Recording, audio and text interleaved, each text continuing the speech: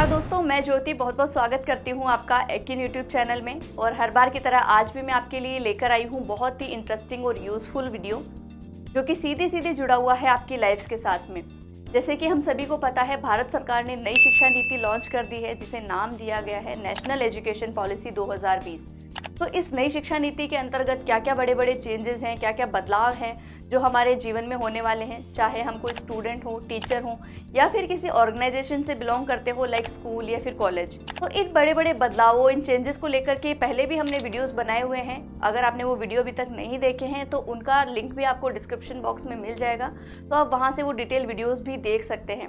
और आज के इस वीडियो में हम बात करेंगे नेशनल एजुकेशन पॉलिसी के अंतर्गत जो बड़े बदलाव होने वाले हैं स्कूली लेवल पे या फिर कॉलेज लेवल पे। तो क्या क्या वो बड़े बदलाव हैं जो आपको इस नई शिक्षा नीति के अंतर्गत देखने को मिलेंगे स्कूली लेवल पे, उसके ऊपर एक बार हम लोग बात कर लेते हैं।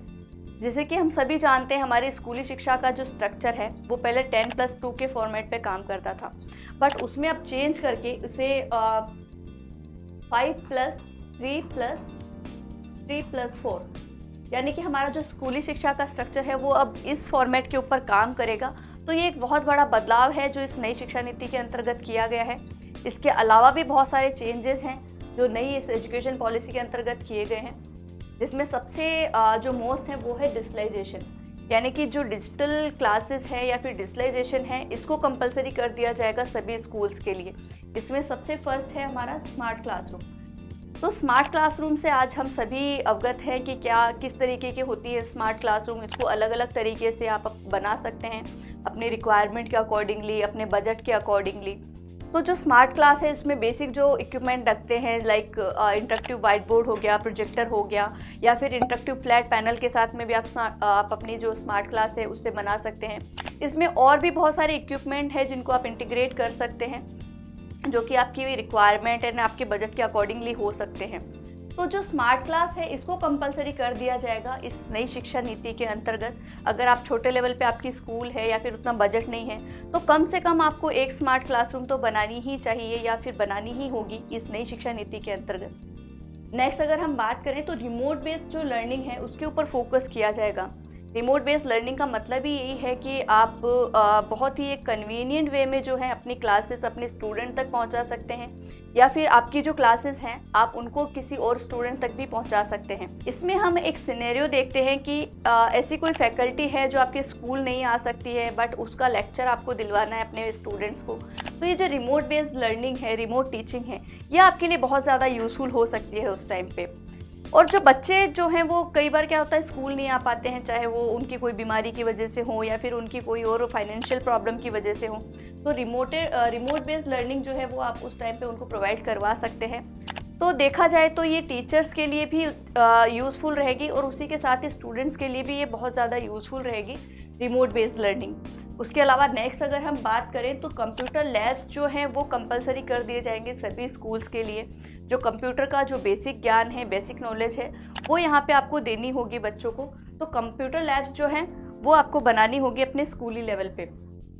इसके अलावा नेक्स्ट हम बात करें तो स्किल डेवलपमेंट बेस्ड जो स्टडीज़ हैं उनके ऊपर भी बहुत ज़्यादा फोकस किया जाएगा, यानी कि बच्चों की जो स्किल्स हैं किताबी ज्ञान से अलग हट करके उनके ऊपर भी बहुत ज़्यादा यहाँ पे ध्यान दिया गया है।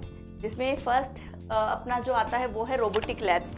आजकल मोस्टली स्कूल्स में ये रोबोटिक लैब्स जो है वो ऑलरेडी बनी हुई हैं, बट अगर किसी स्कूल में नहीं है तो इस नई शिक्षा नीति के अंतर्गत इन रोबोटिक लैब्स को भी कंपलसरी कर दिया जाएगा।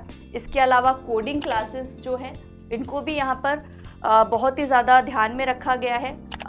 जो बाकी के देश हैं, जो बड़े देश हैं, चाहे वो चीन हो, कोरिया हो, वहाँ पे कोडिंग क्लासेस जो है उसको एक बहुत ही इम्पोर्टेंट सब्जेक्ट के तौर पे रखा गया है।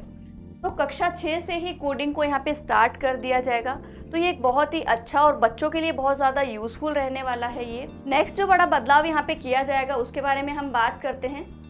फोकस ऑन वोकेशनल स्टडीज़, यानी कि वोकेशनल स्टडीज़ को भी यहाँ पे बहुत ज़्यादा इम्पोर्टेंट रखा गया है। सिंपल भाषा में अगर हम बात करें तो शिक्षा को व्यवसाय के साथ जोड़ना ही वोकेशनल स्टडीज़ कहलाती है। इसमें बहुत सारे सब्जेक्ट्स हैं जिनको इंटीग्रेट किया गया है, जैसे कि फोटोग्राफी है, वेब डिज़ाइनिंग है, फैशन डिज़ाइनिंग है, डिजिटल मार्केटिंग है। तो ये बहुत सारे सब्जेक्ट हैं जो मतलब कई बार क्या होता है, बच्चों का इंटरेस्ट होता है इन सारे सब्जेक्ट्स में, बट पढ़ाई की वजह से या फिर अपने स्टडीज़ के प्रेशर की वजह से वो इन सारे स्किल्स के ऊपर ध्यान नहीं दे पाते हैं। तो अब से वोकेशनल स्टडीज़ में इन सारे सब्जेक्ट को भी इंटीग्रेट किया गया है, इंक्लूड किया गया है। बच्चे जो इसकी जो बेसिक नॉलेज है वो अपने स्कूली स्तर से ही ले सकते हैं। एंड पर्टिकुलर फील्ड में, किसी भी फील्ड में अगर बच्चे का इंटरेस्ट है तो उससे जुड़ी हुई जो स्किल्स हैं उनको वो आगे लेकर के जा सकते हैं। उसमें आपको डिप्लोमा और सर्टिफिकेट भी दिया जाएगा और उसी के साथ ही आपको फ्यूचर के लिए रेडी किया जाएगा। आप इसको अपनी जॉब अपॉर्चुनिटी या फिर अपने एक करियर के तौर पे भी अपना सकते हैं।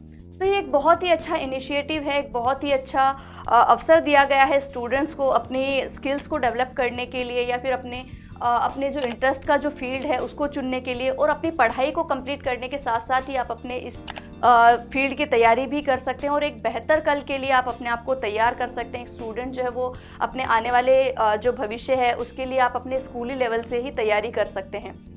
नेक्स्ट हम बात करते हैं रिक्रूटमेंट ऑफ टीचर्स।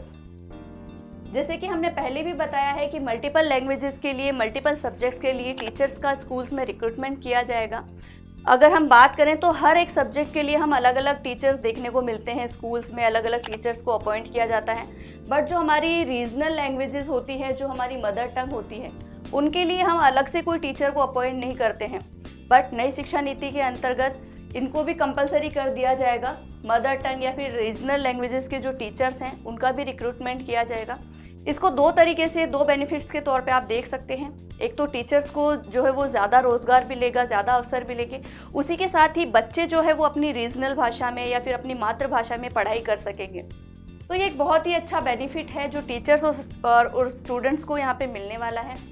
दूसरा हम बात करते हैं जो फॉरेन लैंग्वेजेस हैं उनको भी यहाँ पे बहुत ज़्यादा इम्पोर्टेंट रखा गया है। बहुत सारी फॉरेन लैंग्वेजेस हैं जिनको यहाँ पे इंटीग्रेट किया गया है, उनके टीचर्स को यहाँ पे अपॉइंट किया जाएगा। इसमें बहुत सारी भाषाएं हैं जैसे कि फ्रेंच है, जर्मन है। तो इन भाषाओं के जो टीचर्स हैं उनको अलग से स्पेशली अपॉइंट किया जाएगा स्कूल्स में। तो ये भी एक बहुत अच्छा अवसर है, बहुत अच्छा इनिशिएटिव है जो भारत सरकार द्वारा लाया गया है इस नई शिक्षा नीति के अंतर्गत। नेक्स्ट अगर हम बात करें स्कूल और कॉलेज लेवल पे क्या क्या बदलाव होने वाले हैं इस नई शिक्षा नीति के अंतर्गत, तो जैसे कि हमने पहले भी बात की है, यहाँ पे बहुत सारे बदलाव हैं जो इस नई शिक्षा नीति के अंतर्गत हमारे स्कूल और हायर एजुकेशन लेवल पे होने वाले हैं। उसमें सबसे बड़ा जो बदलाव है वो है कैट यानी कि कॉमन एप्टीट्यूड टेस्ट का। कोई भी बच्चा जब स्कूल से हट करके, स्कूल से निकल करके किसी भी कॉलेज या फिर ऑर्गेनाइजेशन में हायर एजुकेशन के लिए एडमिशन लेगा तो उसे ये जो टेस्ट है कॉमन एप्टीट्यूड टेस्ट, इसको क्लियर करना पड़ेगा। उससे क्या होगा कि बच्चे का जो स्किल है, बच्चे की जो योग्यता है, उसके आधार पे ही आप बच्चे को एडमिशन दे पाएंगे। उसके जो मार्कशीट है उसके आधार पर नहीं, बल्कि जो ये कॉमन एप्टीट्यूड टेस्ट के जो आपके मार्क्स हैं उनको इंटीग्रेट किया जाएगा आपकी 12th की मार्कशीट के साथ में। तो ये एक बहुत अच्छा इनिशिएटिव है जो कॉलेज लेवल पे लिया गया है। इसके अलावा नेक्स्ट जो है वो है multi entry and multi exit systems.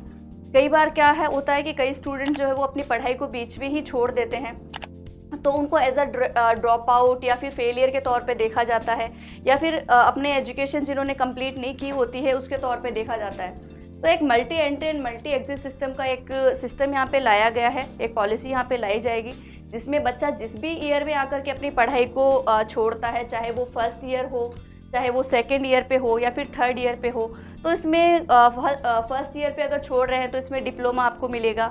Second year पे छोड़ रहे हैं तो भी आपको एक सर्टिफिकेट दिया जाएगा। थर्ड ईयर पे आकर के अगर आप छोड़ रहे हैं तो भी आपको एक डिग्री दी जाएगी। तो इस तरीके से आप एक ड्रॉप आउट नहीं कहलाओगे, बल्कि आप जिस भी ईयर में आकर के अपनी पढ़ाई को छोड़ रहे हैं वहाँ उसके लिए आपको एक सर्टिफिकेट, एक डिप्लोमा आपको दिया जाएगा। तो ये स्टूडेंट्स के तौर पे अगर आप देखें तो बहुत ही अच्छा एक इनिशिएटिव है, एक बहुत ही अच्छा अवसर है जो इस नई शिक्षा नीति के अंतर्गत उनको मिलने वाला है। इसके अलावा मैकेनिज्म फॉर कंट्रोल फीस। कई बार क्या होता है, बहुत बड़े बड़े ऑर्गेनाइजेशंस जो हैं वो उनकी बहुत ज़्यादा फ़ीस होती है, मुँह मांगी फ़ीस जो है वो बच्चों से वो डिमांड करते हैं एडमिशन के टाइम पे। और कई बच्चे क्या होते हैं कि योग्य होते हुए भी या फिर उनमें वो काबिलियत होते हुए भी सिर्फ फीस की वजह से वो उन ऑर्गेनाइजेशन से नहीं जुड़ पाते हैं या फिर उस संस्थान से नहीं जुड़ पाते हैं जिसका सपना उन्होंने देखा है, जहाँ से वो अपनी एजुकेशन को कंप्लीट करना चाहते हैं। तो एक फीस का एक जो स्ट्रक्चर है यहाँ पे लाया जाएगा नई शिक्षा नीति के अंतर्गत, यानी कि एक तय फीस से ज़्यादा आप किसी भी स्टूडेंट से नहीं ले पाएंगे, चाहे आप कोई भी स्कूल हो, कॉलेज हो या फिर कोई भी बड़ा ऑर्गेनाइजेशन हो। हायर एजुकेशनल इंस्टीट्यूट जो है उनको डिस्ट्रिक्ट लेवल पे ओपन किया जाएगा, यानी कि हर एक डिस्ट्रिक्ट में जो है वो हायर एजुकेशन के लिए इंस्टीट्यूट को ओपन किया जाएगा, जिससे कि बच्चों को दूर दूर ना जाना पड़े हायर एजुकेशन कंप्लीट करने के लिए। तो ये एक बहुत ही अच्छा बदलाव है जो इस नई शिक्षा नीति के अंतर्गत किया जाएगा। इसके अलावा जो नेक्स्ट है वो है फॉरेन यूनिवर्सिटी को यहाँ पे अलाउ किया जाएगा कैंपस खोलने के लिए। तो ये भी एक बहुत अच्छा अवसर है भारतीय संस्कृति के लिए, भारतीय संस्कृति को जानने का, भारतीय संस्कृति को बाहर के देशों तक लेके जाने का। तो ये एक बहुत अच्छा चेंज है जो इस नई शिक्षा नीति के अंतर्गत किया जाएगा। तो दोस्तों ये कुछ बड़े बड़े बदलाव हैं जो कॉलेज लेवल पर होने वाले हैं इस नई शिक्षा नीति के अंतर्गत। इसके अलावा अदर चेंजेस की अगर हम बात करें और बड़े बड़े बदलावों की अगर हम बात करें तो और भी बहुत सारे बदलाव हैं जो इस नई शिक्षा नीति के अंतर्गत होने वाले हैं, जिसमें जो मेजर चेंज है वो है ministry of human resource and development जो है, यानी कि मानव संसाधन विकास मंत्रालय है, उसका नाम बदल करके भी अब शिक्षा मंत्रालय कर दिया जाएगा, मिनिस्ट्री ऑफ एजुकेशन कर दिया जाएगा। तो ये भी एक बहुत बड़ा बदलाव है जो इस नई शिक्षा नीति के अंतर्गत होने वाला है। इसके अलावा एम्फेसिस ऑफ ऑनलाइन एजुकेशन। दोस्तों इस नई शिक्षा नीति के अंतर्गत जो ऑनलाइन एजुकेशन है उसको बहुत ज़्यादा महत्वपूर्ण रखा गया है। ऑनलाइन एजुकेशन जो है इसके ऊपर बहुत ज़्यादा फोकस किया जाएगा इस नई शिक्षा नीति के अंतर्गत। इसके अलावा जो है भारत सरकार ये सारे जो जितने भी चेंजेस है, जितने भी बदलावों की हम बात कर रहे हैं, इनके ऊपर बहुत ज़्यादा तेज़ी से काम करने वाली है, जिसके लिए उन्होंने जो हमारा शिक्षा का जो खर्च है जो पहले 4.43% था उसको बढ़ा करके 6% कर दिया गया है यहाँ पे। तो बहुत तेज़ी से इन सारे बदलावों के ऊपर काम होने वाला है। बहुत बड़े बड़े चेंजेस हैं जो हमारी इस नई शिक्षा नीति के अंतर्गत बहुत तेज़ी से होने वाले हैं। तो तैयार हो जाइए इन सारे बदलावों के लिए और हमारी नई शिक्षा नीति के साथ आगे बढ़ने के लिए। आशा करती हूँ ये वीडियो आपके लिए यूज़फुल रहा होगा। अगर वीडियो पसंद आया हो आपको तो प्लीज़ लाइक और कमेंट करना ना भूलें, और हमारे आने वाली वीडियोज़ के लिए हमारे चैनल को सब्सक्राइब करना ना भूलें, जिससे कि आपको आने वाली वीडियोज़ की नोटिफिकेशंस भी मिलती रहे। Thank you.